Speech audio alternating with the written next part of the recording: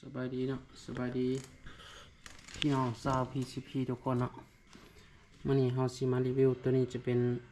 แฟกเตอร์เนาะหรือว่าแฟกตอร์ตัวนี้จะเป็นแฟกตอร์คือกันเนาะแล้วส่วนตัวนั้นจะเป็น MC เนาะมื้อนี้ได้เครื่องเข้ามา3รุ่นเนาะหรือ2รุ่นเนาะตัวนี้จะเป็นแฟกเตอร์ทั้ง2รุ่นแต่สุดประกอบบ่คือกันเนาะแล้วท็อป A สุดหนึ่งเนาะตัวนี้จะเป็นของลูกค้าจองแล้วเพิ่นอยากได้แต่ตัวสุดเฟรมเนาะเฉพาะสุดเฟรมเฮาก็มีคือกันเนาะของท็อป A หรือว่าแฟกตอร์เฮาก็ขายแยกคือกันเนาะหรือว่าลูกค้าผู้ใดที่เคยใส่ MC K2 แล้วอยากเปลี่ยนสุดเฟรมเป็นพวกท็อป A อัปเกรดขึ้นมาเฮาก็มีคือกันเนาะเป็นสุดเฟรมแบบนี้งานใส่งานละเอียดเนาะใหม่ๆตัวนี้เสียบไกด์มันจะเป็นหมุนค้างเนาะตัวนี้หมุนค้างสุดก่อนมันจะเป็นตุกกดธรรมดาเนาะเสียบไกด์ตัวนี้จะเป็นหมุนค้างเรามาเบิ่งเครื่องตัวนี้เนาะตัวนี้จะเป็นแฟกเตอร์เลยแฟกตอร์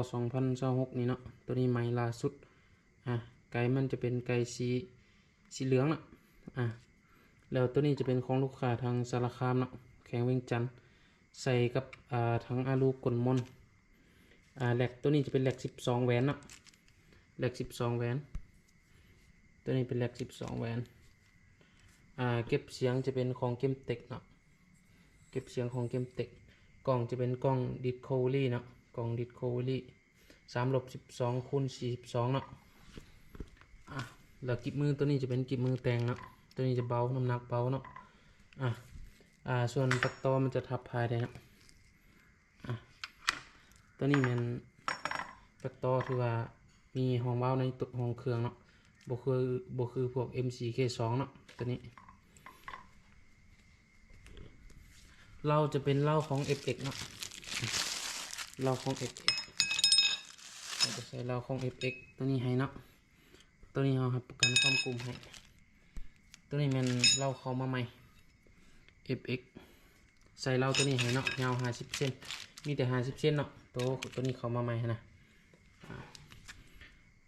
แล้วตัวที่2ตัวนี้จะเป็นแฟกตอร์คือกันเนาะ2อันนี้ถ่ายบ่คือกันเนาะแล้วแต่ลูกค้าบางลูกค้ามักแบบนี้บางคนลูกค้ามักแบบนี้เนาะ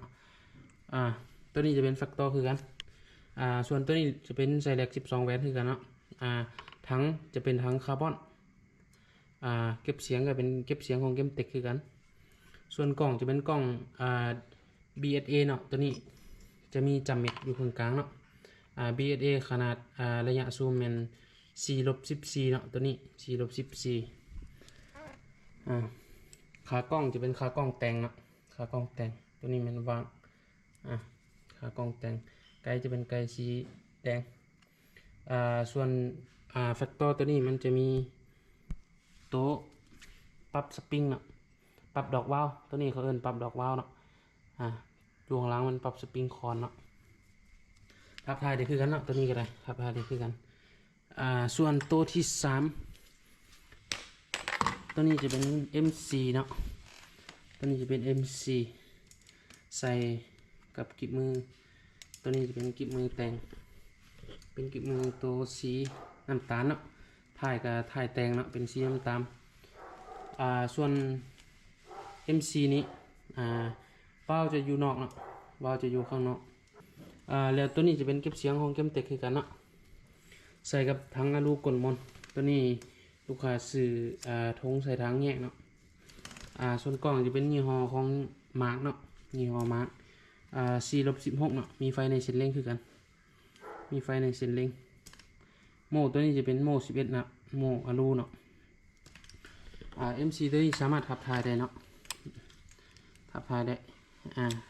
ส่วนรายงานเวียดจะทับทายได้เนาะบ่คืองานไทยงานเวียดจะทับทายมันจะมีกดปุ่มนี้ตัวนี้จะสามารถปรับสปริงดอกว้าวได้เนาะสปริงคอนเนาะตัวนี้ปรับคอยแห้งได้เนาะส่วนว้าวจะเป็นว้าว7,000ใส่กับเหล็กปรับใน8แหวนเนาะตัวนี้8แหวน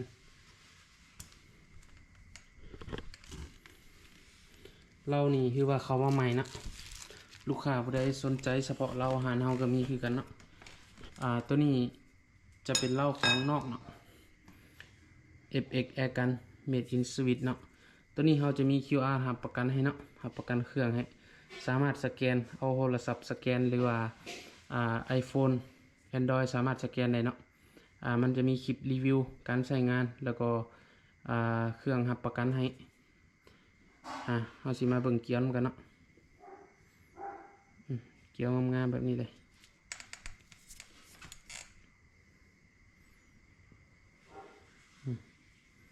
ตัวนี้มันเกียวเนาะ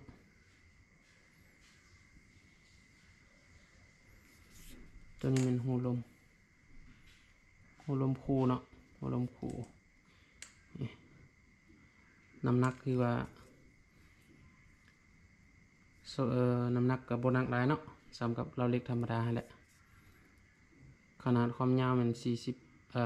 ซนเนาะ50 เซนยิงลูกเบอร์2เนาะตัวนี้ขนาด 5.5 เนาะตัวนี้ 5.55 สำหรับลูกค้าผู้ใดจะสนใจเครื่องห่านเฮา PCP สามารถทักมาแซดลมได้เนาะบ่ว่าจะอยู่ต่างแขวงหรือว่าภายในแขวงเนาะทักแซดลมกันได้เนาะหรือว่าจะเอาครบสุดหรือว่าจะเอาแยกห่านเฮาก็มีให้คือกันเนาะ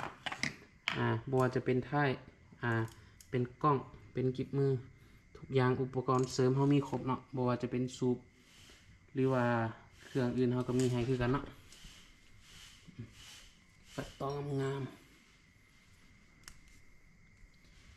แล้วตัวนี้จะเป็นเก็บเสียงของเก็บอาหารนะตัวนี้เก็บเสียงใหญ่น้ำหนักนี่ก็เบาเนาะเก็บเสียงคือว่าเงียบในวงการ PCP เนาะตัวนี้สินค้ายังบ่หลายเนาะยังแต่